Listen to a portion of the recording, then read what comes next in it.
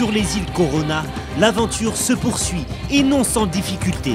Dans ce lieu où la faune et la flore sont impitoyables, ces courageux de tous milieux et toutes origines sont prêts à se surpasser et à tester leurs propres limites.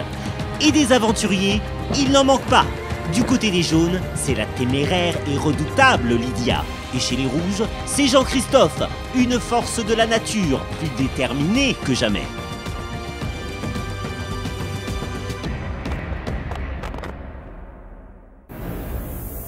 C'est un matin bien différent des autres qui se lève sur le campement des Confinis. Un mélange d'appréhension et de soulagement pour notre candidate. Oui, j'ai conscience que c'est un jour particulier, voilà. Je sais que c'est la réunification et à la fois je suis très content bien sûr, à la fois c'est vrai qu'on ne sait pas ce qu'il y a de l'autre côté, vous voyez, je sais pas, ça se trouve c'est quelqu'un de mal intentionné, ou je sais pas, une vieille peau, ou un connard d'intégriste, vous voyez, ou un intermittent de mes couilles, une végane relou, une sale bimbo, ou un connard qui m'a ton cul toute la journée, on sait pas. Mais j'ai quand même envie de marquer le coup. D'ailleurs, je me suis mis en rouge, voilà, petit clin d'œil aujourd'hui. Et j'ai envie de faire quelque chose.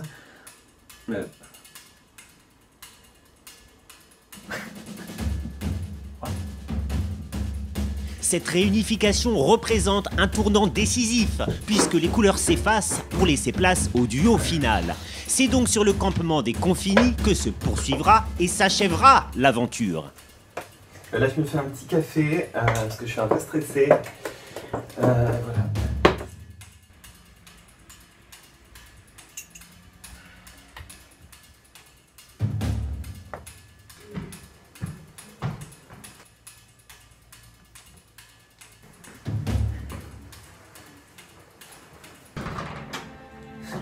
Bonjour.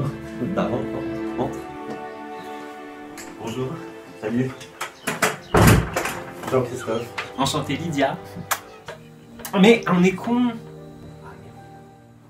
En même temps, on va être amené à être en promiscuité, donc...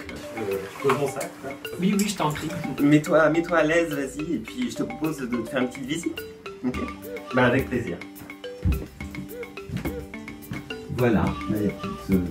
Écoute, super. Ouais, bah écoute, ça te plaît alors. C'est cosy, c'est charmant, voilà. C'est pas très différent du campement des tout solo.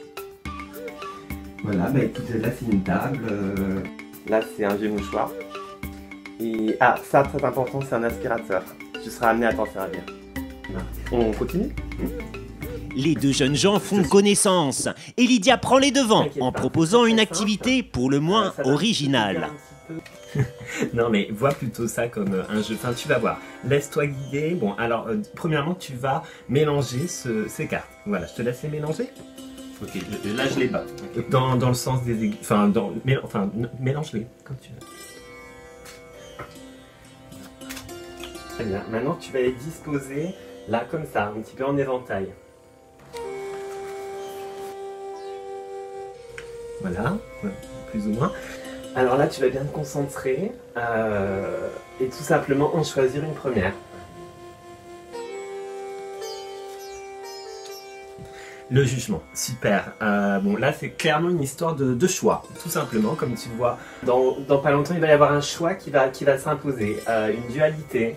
C'est aussi la Trinité, hein, donc voilà, il y a comme une décision supérieure et voilà, et d'autres êtres qui vont devoir faire un choix. Tiens-en une autre.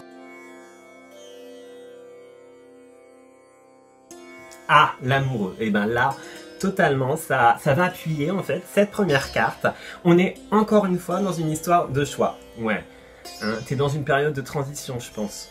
Peut-être qu'en ce moment, t'es aussi dans une période où il y a quelque chose de décisif en fait. Tire une troisième carte.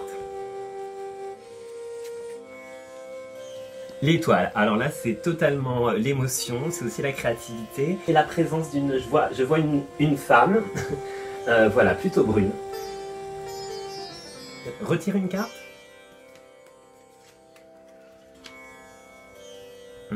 Encore une. Encore une.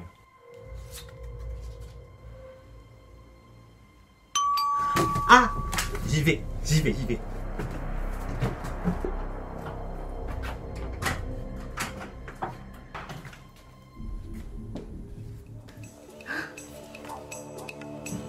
C'est la missile. J'y vais.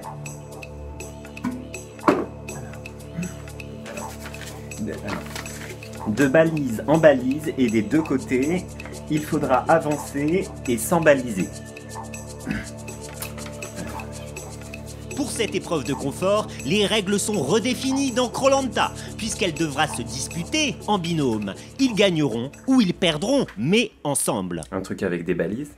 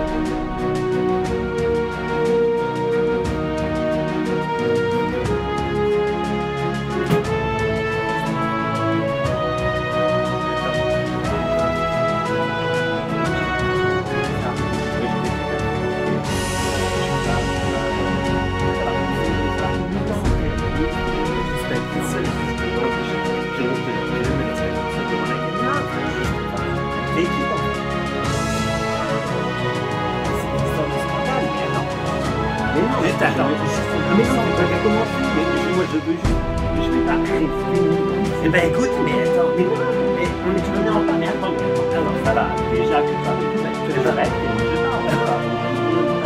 Eh ben écoute, mais laisse-moi,